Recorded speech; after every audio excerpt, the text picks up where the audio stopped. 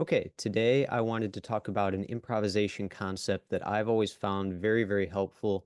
This concept of riff versus run, or riff and run. I got this concept from a great jazz saxophonist, but I think it's helpful in any genre. It can be used in pop, funk. So let's start by defining these two things. I'm going to share my screen. So I just quickly came up with a document to help us define both of these things.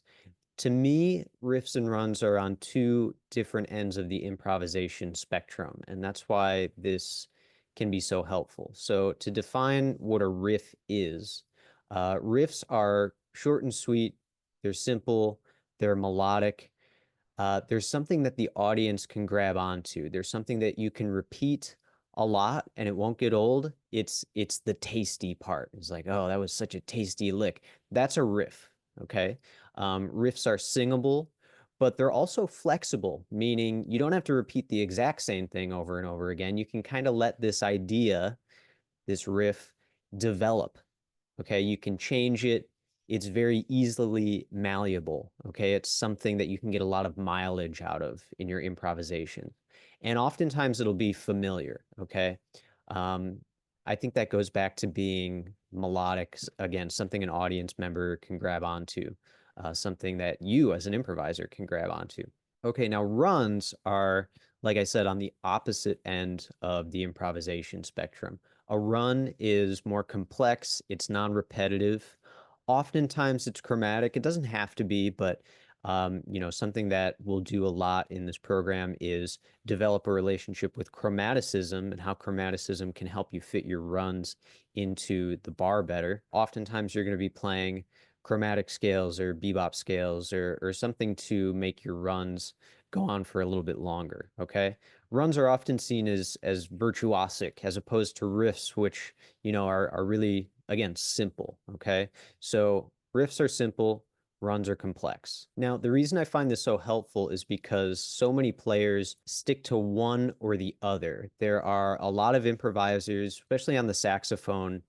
When you have great technique, your technique can actually be kind of a crutch, and you're just kind of going up and down the horn, you're running scales.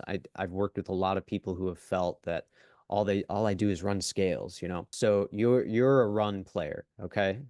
You like playing lines, okay? And that's great, but like anything, if you do it too much, it's it's going to get old quick, right? Then there are the players who feel kind of stuck in their riffs, their little short, simple, melodic ideas, and they don't know how to connect them to each other. They don't know how to get out of that, okay?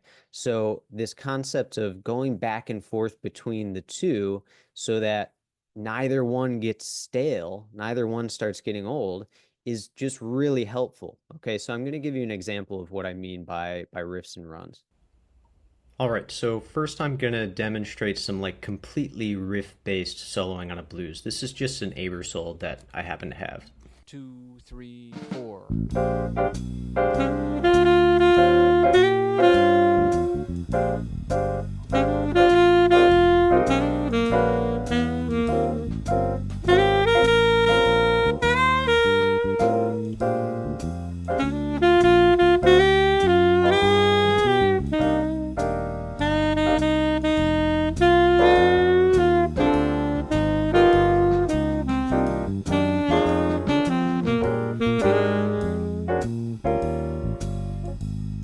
So notice some things like the repeated ideas, the slow kind of tasty stuff. Like I wasn't doing anything fancy, but I was just trying to make the changes and have a cohesive rhythmic and melodic thing to grab onto.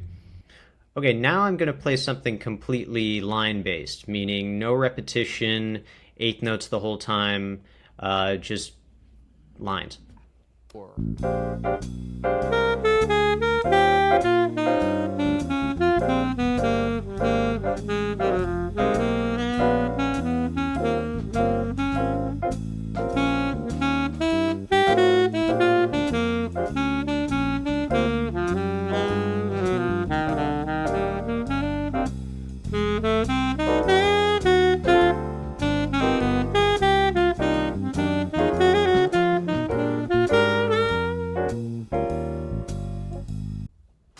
All right, and now that I've kind of compartmentalized those two things, I'm going to switch back and forth. I'm going to try to do that every 4 bars so that it's nice and clear.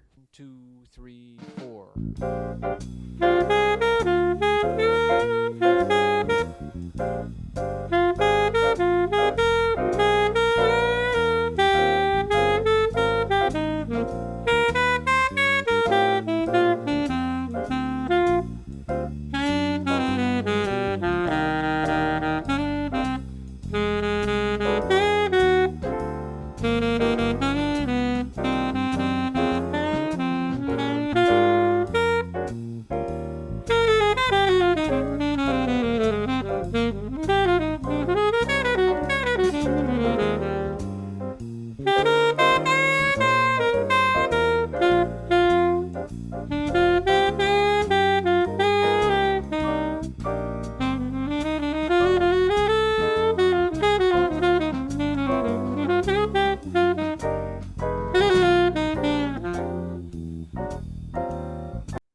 By the way, in that last example, I did start with a riff and not a run. So I hope you found this helpful. Let me know if you have any questions about how to practice this. I'll see you in the next training.